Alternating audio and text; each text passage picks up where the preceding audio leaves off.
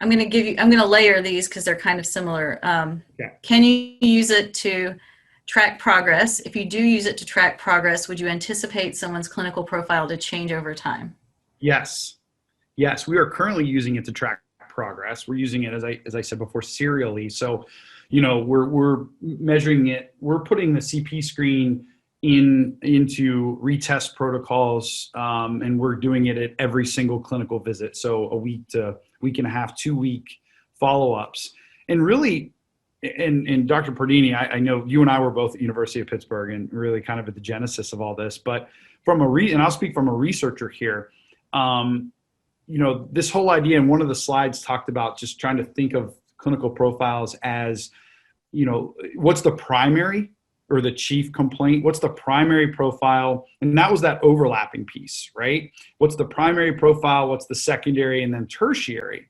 Now, what's interesting is if you think about what we know about symptom presentations with concussion, and this was the factor analysis paper that was published back in 2012 by Anthony, Dr. Contos and I, when I was a postdoc, actually, we found that, during that first week or for those first 5 to 7 days, everyone feels pretty crummy, and we kind of conceptualize that as a global factor.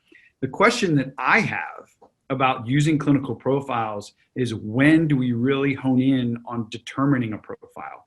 Do we need to wait until the fires have kind of calmed down a little bit and some symptoms have resolved, some symptoms hang on, right? So there's lots of things that can look like concussion acutely following this injury. The patient didn't eat breakfast, didn't drink enough water, dehydrated. I mean, all these things, right? And then, acutely following concussion, you have the mess.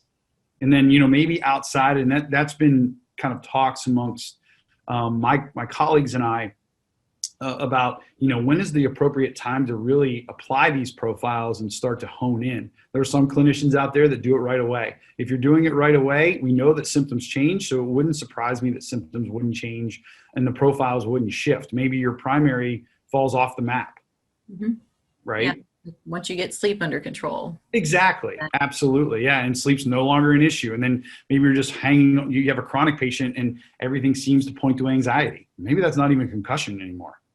Right. And someone did also ask, can you use it in patients who have like persisting symptoms, which I would say absolutely. Yes. I agree. Yeah.